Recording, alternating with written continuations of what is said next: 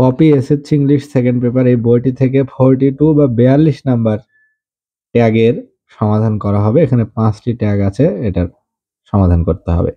এ নাম্বারে বলছে my brother reviewed me, আমার বড় ভাই আমাকে বা আমার ভাই আমাকে বকলো।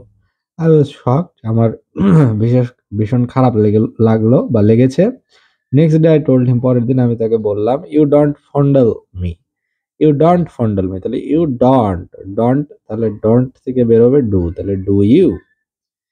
বি নাম্বারে বলছে my sister Rani is very polite, আমার বোন রানী বেশ ভদ্র। আই টোল্ড হার, আমি তাকে বললাম লেটস প্লে চেস, চলো দাবা খেলি। তাহলে লেটস বা লেটাস থাকলে সবসময় ট্যাগ করতে হয় শ্যালুই।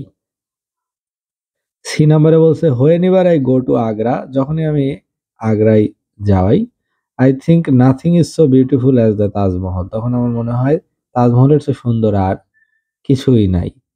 তাহলে I think nothing is so beautiful as Taj Mahal, তাহলে এটা হবে নাথিং ইজ, তাহলে ইজ ইট, ট্যাগ হবে ইজ ইট।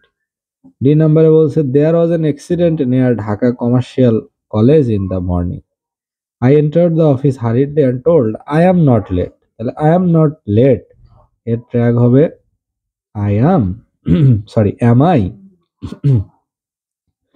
ই নাম্বারে বলছে মিস্টার সালাম ইজ রিলিজিয়াস মাইন্ডেড, মিস্টার সালাম ধর্মভীরু একজন লোক। হি সেজ হিজ প্রেয়ার 5 টাইমস ডেইলি, সে প্রতিদিন 5 বার নামাজ আদায় করে। তাহলে হি সেজ, তাহলে এখানকার প্রোনাউন হলো হি, আর সেস এর সাথে এস আছে, তাহলে এর ভিতরে অক্সিলারি ভার্ব আছে ডু বা ডাজ। এখন হির সাথে তো ডু যাবে না, যাবে ডাজ, তাহলে আমরা এখানে বসাবো ডাজ। এখন এটা এই স্টেটমেন্টটা যেহেতু অ্যাফার্মেটিভে আছে, তাহলে ট্যাগটা হবে নেগেটিভ, তাহলে ডাজ এর সংক্ষিপ্ত নেগেটিভ ফর্ম হলো ডাজেন্ট, তাহলে ডাজেন্ট হি।